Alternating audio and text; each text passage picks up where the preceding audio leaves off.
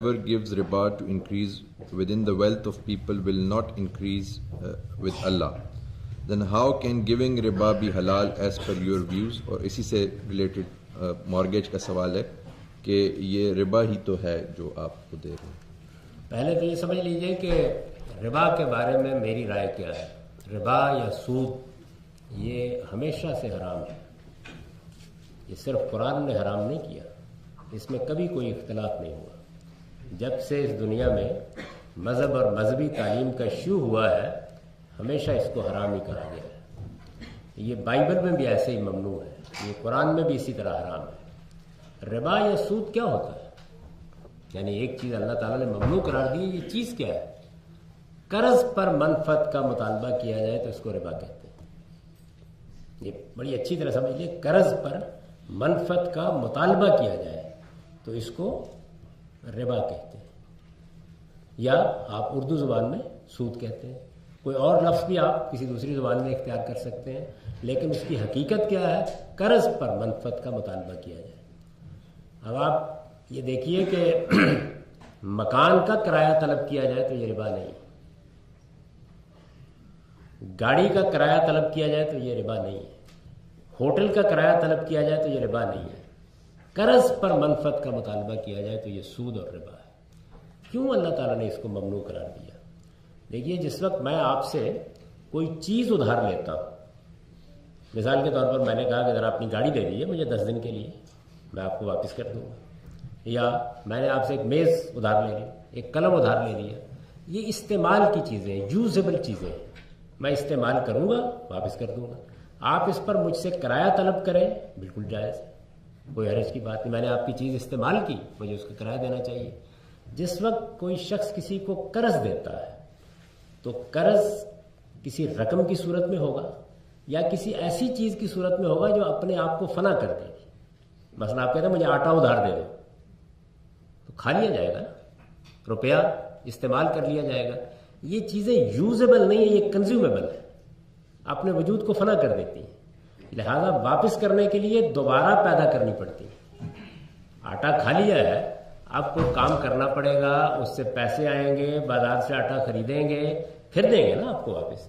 یعنی یہ میز نہیں ہے کہ میں یہ کہوں کہ اچھا ٹھیک ہے یہ رینٹ لے لیجیے اور یہ واپس کر دیجیے. تو اللہ تعالیٰ نے یہ فرمایا کہ اس میں آدمی کے اوپر یہ مشقت آتی ہے کہ وہ ایک چیز کو استعمال کر کے اسے فنا کرے گا, دوبارہ پیدا کرے گا, تو پھر تم پرنسپل لے لو, اس پر مطالبہ زیادہ کا نہ کرو, یہ ظلم ہو جائے. یہ ہے قرآن مجید کا حکم. ان چیزوں میں نہ کبھی کوئی اختلاف ہوا ہے نہ کوئی اختلاف ہے. موجودہ زمانے میں جو بینکاری کا نظام پیدا ہوا یہ ایک نئی چیز تھی, یعنی اگرچہ پرانی چیز تھی لیکن تدریج کے ساتھ یہ ایک بالکل نئے انسٹیٹیوشن میں تبدیل ہوتی چلی گئی. اگر آپ پرانے ساہوکار اور پرانے سنار سے اس کی ابتدا کریں تو آج کا بینک زمین و آسمان تبدیل کر چکا ہوا ہے, اس میں بہت تبدیلیاں آ گئی. تو مذہبی ذہن کا معاملہ یہ ہوتا ہے کہ وہ بعض اوقات کسی چیز کے بارے میں جلد رائے قائم کرنے کے مرض میں مبتلا ہو جاتا ہے. دیکھیے میں اس کی مثال دیتا ہوں آپ کو. لاؤڈ اسپیکر آیا نیا نیا, علماء سے پوچھا جائے گا کیا کریں اس کا, اس لیے کہ لاؤڈ اسپیکر سے اذان دی جا سکتی تھی, آواز بلند کی جا سکتی تھی, تقریر کی جا سکتی تھی. تو انہوں نے خیال کیا یہ ہے کیا چیز لاؤڈ اسپیکر. تو پہلی رائے جو, اور یہ کسی مسجد کے مولوی نے قائم نہیں کی, ہندوستان کے جلیل القدر علماء میں نام نہیں لینا چاہتا, انہوں نے یہ رائے قائم کی کہ یہ جانتے ہیں کیا ہے, یہ آلہ لہو ہے, یعنی آلات موسیقی میں سے ہے. انہوں نے اس کی حقیقت یہ متعین کی کہ آلات موسیقی میں سے ہے, لہذا اس کو مسجد میں نہیں لایا جا سکتا. یہ فتویٰ ہو گیا, ذرا آپ مسجد سے نکال کے دکھائیں اس کو. یہ واقعہ ہے, تو یہ موسیقی کا آلہ ہے جو وہاں گیا تھا. یعنی ایک چیز کو سمجھنے میں غلطی ہوئی.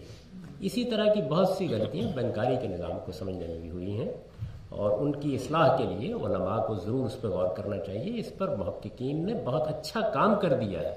ہمارے یہاں بدقسمتی یہ ہوتی ہے کہ نہ ہم جب ایک رائے قائم کر لیتے ہیں تحقیق کو دیکھتے ہیں, نہ چیزوں کو پڑھتے ہیں, نہ سمجھنے کی کوشش کرتے ہیں. تو مارٹگیج میں بینک کوئی قرض کا معاملہ نہیں کرتا آپ کے ساتھ, وہ آپ کو گھر خرید کر بیچ دیتا ہے, وہ آپ کو کار خرید کر بیچ دیتا ہے, جس کمپنی سے آپ کار خریدتے ہیں اس کو وہ پوری ادائیگی کر چکا ہوتا ہے. تو یہ بیع و شراء کا معاملہ ہے. اس کا ایگریمنٹ جو ہے وہ ہائر پرچیز ایگریمنٹ ہے. اس وجہ سے آپ جو زائد دے رہے ہیں وہ استعمال کا کرایہ ہے, وہ کسی لحاظ سے بھی سود نہیں, اور یہ بالکل جائز ہے. اطمینان کے ساتھ گھر لیجئے, بلکہ 2-4 ہمارے لیے بھی.